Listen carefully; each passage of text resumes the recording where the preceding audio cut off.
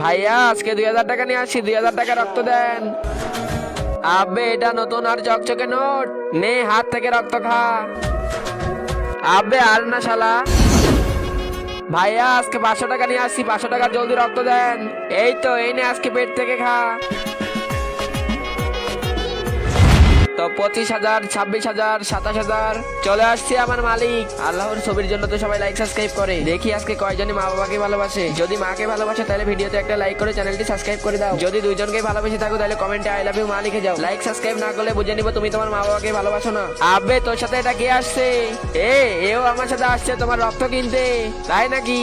হ্যাঁ আজকে আমার বোনের বিয়ে, আমার 1 লিটার রক্ত লাগবে।